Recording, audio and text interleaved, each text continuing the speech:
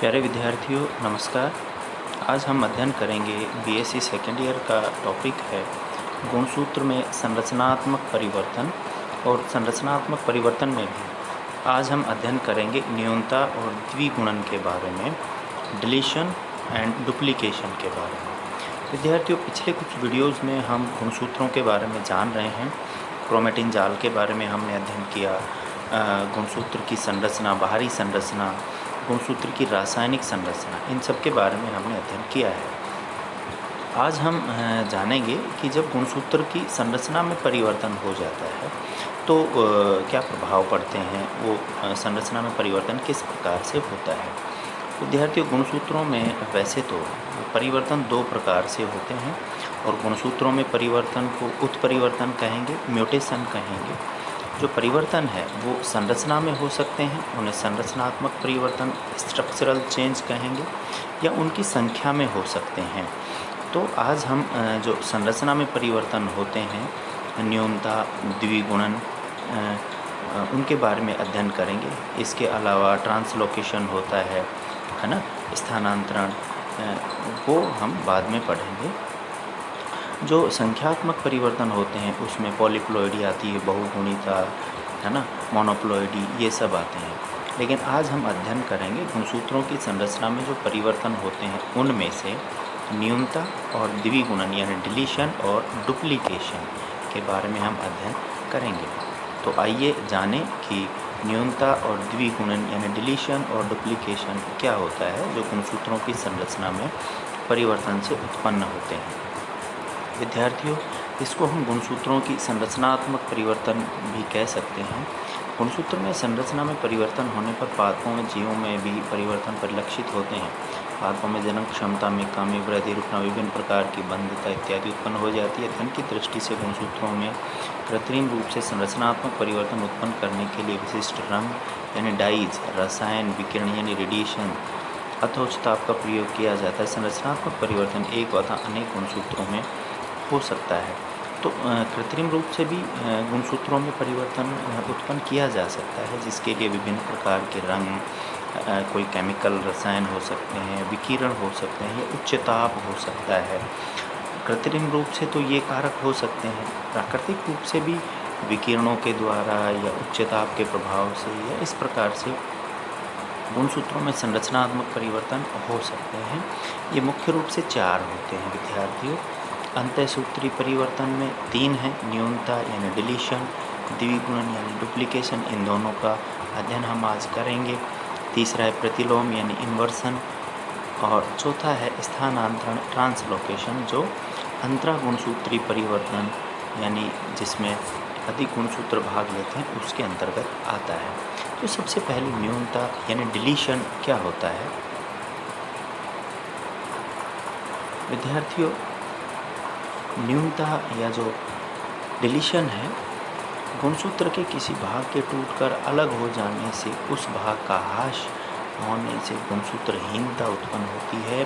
गुणसूत्र के इस हासित भाग में उपस्थित जीन की कमी गुणसूत्र में उत्पन्न हो जाती है, अतः गुणसूत्र के खंडित भाग के अलग होने की प्रक्रिया ही न्यूनता डिलीशन कहलाती है। न्यूनता की खोज ब्रीजेज ने ड्रोसोफिला नामक मक्खी में की थी। तो न्यूनता यानी कमी, किसी भी गुणसूत्र में गुणसूत्र के किसी भाग का डिलीट होना, उसका नष्ट होना, नष्ट होकर वहाँ से अलग होना ही क्या कहलाता है विद्यार्थियों, न्यूनता यानी डिलीशन कहलाता है। मान लीजिए कोई गुणसूत्र है और उसका कोई भाग अलग हो गया, जैसे मान लीजिए ये गुणसूत्र है कोई, है ना, और इसका ये वाला भाग अलग हो गया, अब केवल इतना ही गुणसूत्र बचा। तो ये भाग अलग होने से जो स्थिति उत्पन्न हुई वो ही क्या कहलाएगी, डिलीशन कहलाएगी, न्यूनता कहलाएगी। यानी अब इस गुणसूत्र में इस जो पिंक वाला हिस्सा है इसकी न्यूनता है, इसकी कमी है, तो इसे ही क्या कहेंगे, न्यूनता या डिलीशन। यानी गुणसूत्र के किसी भाग का हटना या डिलीट होना न्यूनता कहलाता है। विद्यार्थियों न्यूनता मुख्य रूप से दो प्रकार की होती है, अंतस्थ यानी टर्मिनल डिलीशन और अंतराली यानी इंटरस्टिशनल डिलीशन। अंतस्थ न्यूनता क्या होती है, गुणसूत्र का खंडन एक छोर पर होने से यह अंतस्थ न्यूनता कहलाती है। जब गुणसूत्र एंड पर से यानी यहाँ से ये वाला हिस्सा अगर टूट के हट जाए तो वो क्या कहलाएगी, अंतस्थ न्यूनता, टर्मिनल न्यूनता कहलाएगी। लेकिन जब बीच में से जैसे ये हिस्सा हट रहा है तो ये अंतराली न्यूनता है, इंटरस्टिशनल डिलीशन है।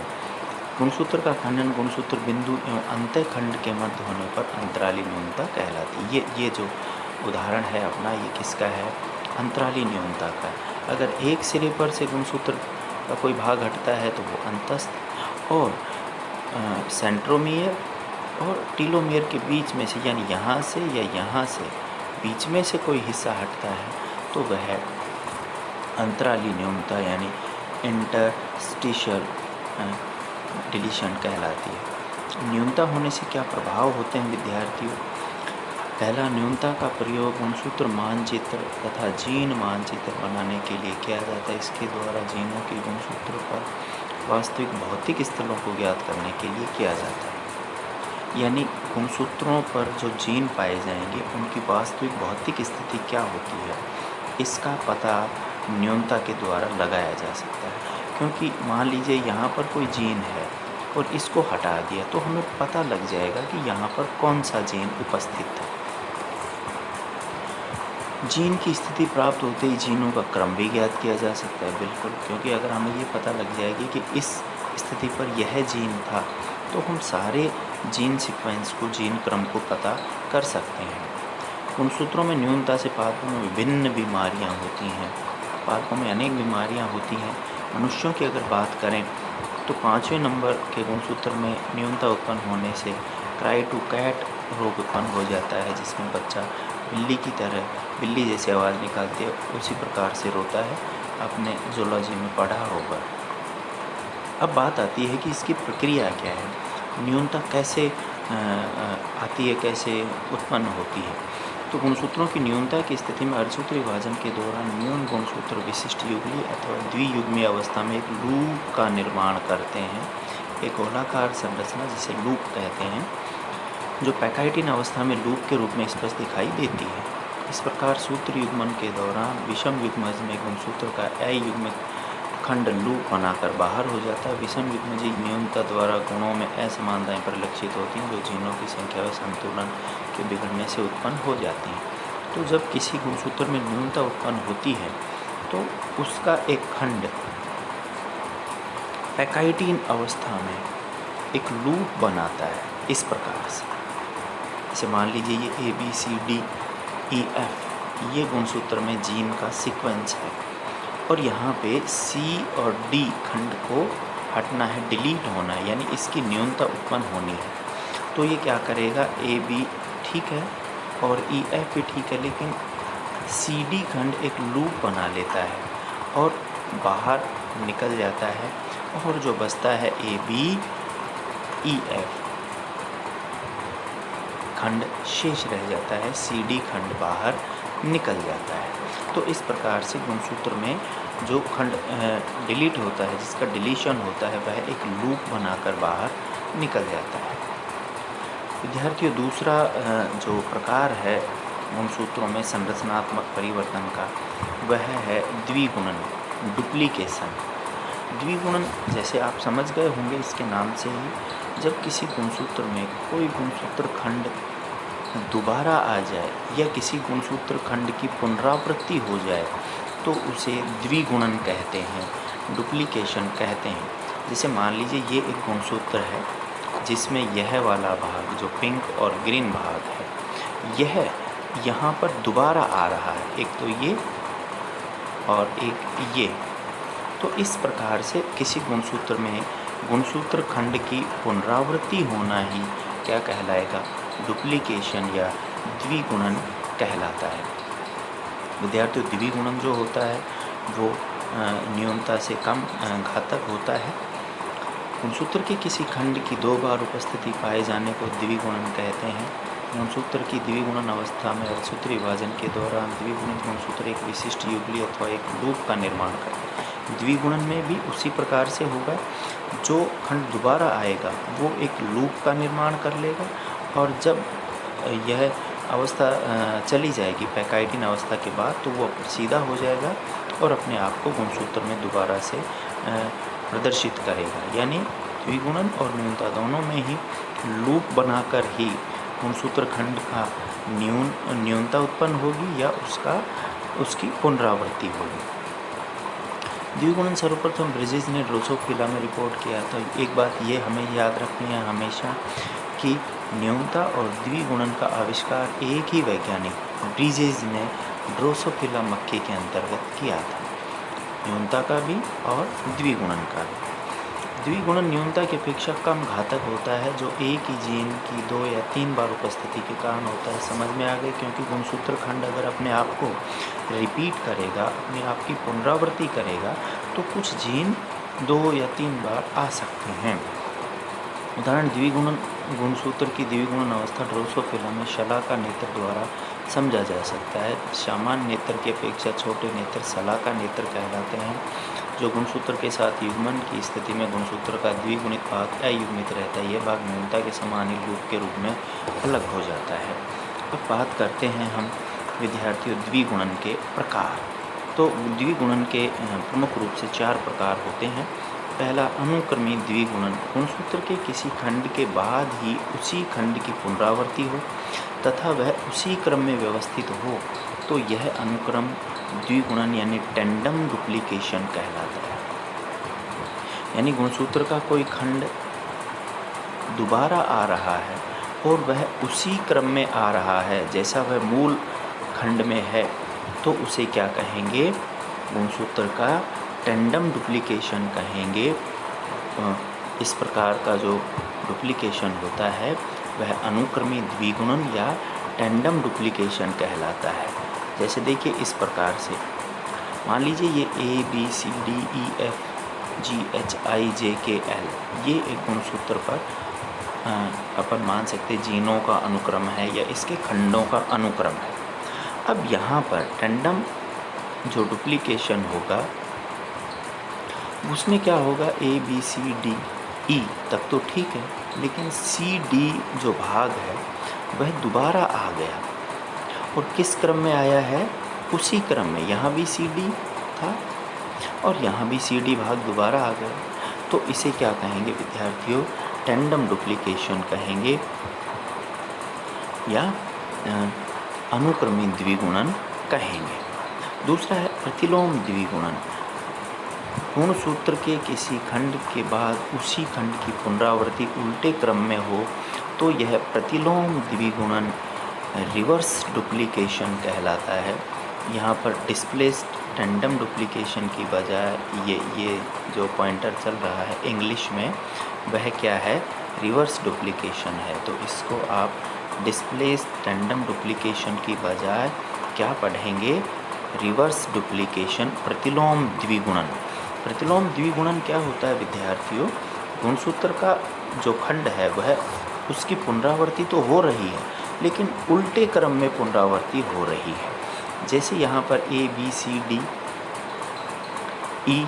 और CDE भाग की यहाँ पुनरावृत्ति हुई है, लेकिन वो उल्टा हो गया।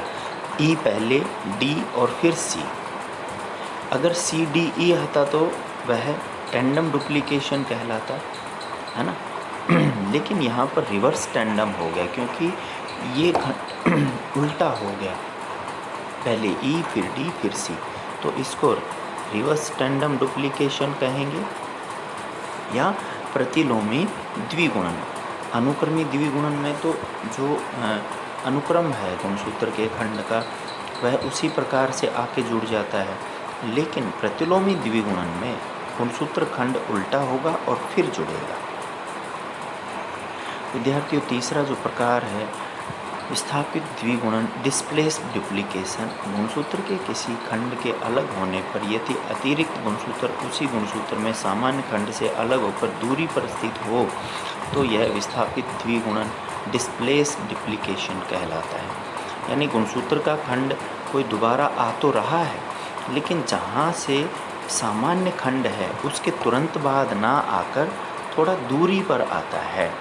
जैसे यहाँ पर ABCDEFGHIJKL है, यहाँ पर सी, डी और ई की पुनरावृत्ति हो रही है, लेकिन ए, बी, सी, डी, ठीक है, और फिर डी के तुरंत बाद ये आ जाता तो ये टेंडम हो जाता, लेकिन ई, एफ, जी आ गया और उसके बाद फिर सी, डी, ई वाला हिस्सा आया है, यानी कुछ दूरी पर आके इसने अपने आप की पुनरावृत्ति की है। तो इसे क्या कहेंगे? डिस्प्लेस डुप्लीकेशन या विस्थापित द्विगुणन कहेंगे कि जिस गुणसूत्र खंड की पुनरावृत्ति हो रही है वह अपने आप को थोड़ी दूरी पर पुनरावृत्त कर रहा है।